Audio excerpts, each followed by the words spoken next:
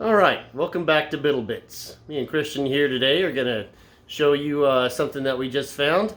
We just got this in. We bought this from Amazon, and it's gonna be used. So the idea was that maybe during the tough times, shit hits a fan kind of thing.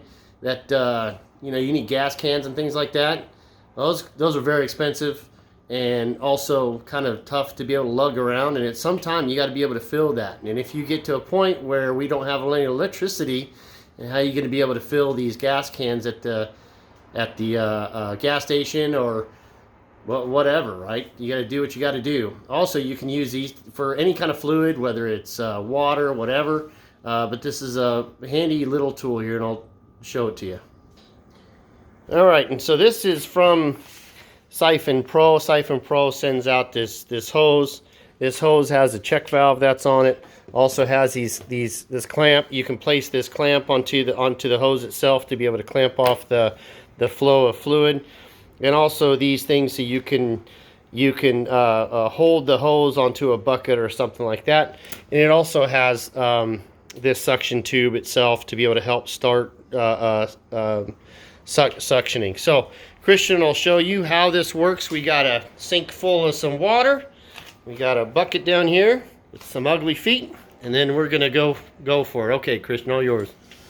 So those gas prices are getting a little bit hefty. You know what I'm saying? So you obviously need a solution. And basically, what you do is you insert this into the gas tank. Put that right here. Give it a quick little suck. Then quickly place it down into your, bucket or whatever you're using to contain the gas or whatever fluid you want. So this is pretty fast.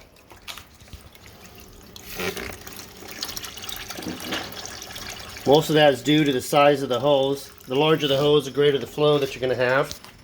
And you're just simply putting it in here. We're not really doing anything. And you can see that is drawing it down pretty fast. Go ahead. See, now you're gonna have a little bit left over inside the tube. So you kind of just want to lift it up and get as much as you can out, because every little bit counts. And then pesky neighbors might find out, and that's when you use your Second Amendment right. Finish the job. Okay, so on this hose here, you'll notice at the very end it has this copper piece, and actually what's inside here is a little plastic ball, and acts like a ball valve. Also on this, you actually see it has a metal strain relief, so you won't kink this hose if you go around tight corners and things like that. And it has a few purposes to it. So Christian here's going to go ahead and show you how to be able to get this started without sucking on the end of the hose. So if you don't want to be weird about it and not suck on it, a simple way to also do it without putting your mouth on this is to insert it, obviously. You want to shake it up and down. You want to shake it violently as well. You can see that water is starting to enter the tube just by shaking it.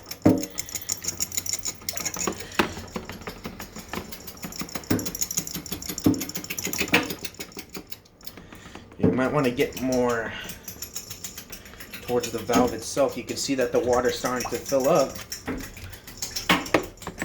We'll see. It's still not enough. Need a little bit more.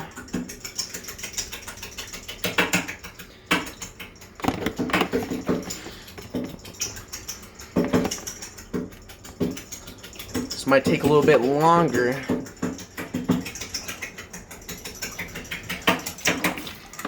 Oh, there we go. Ooh. Yeah.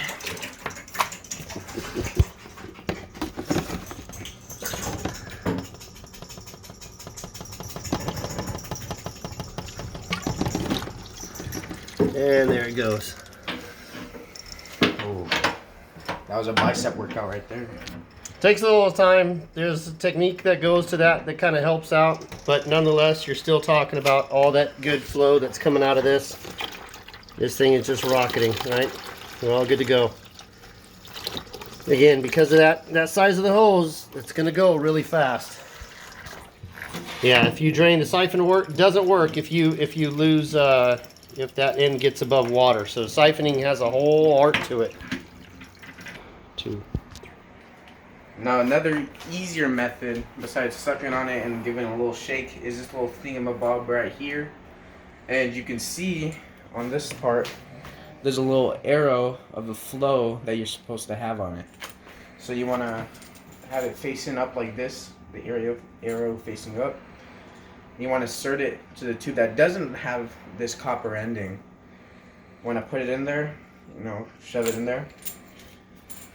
Put it, obviously in the gas tank. And then, let me do this with my right hand so it's easier. You want to start squeezing it. So you start getting it like this. And obviously, you might want to hold this part down. You want to, obviously the water's right here is going in. You just release it. And boom. Obviously there's going to be water left over in this little thingamabob right here. And then boom. And that's how we teach theft. Way to go, son of mine. Good job. I've done this before. So there you have it.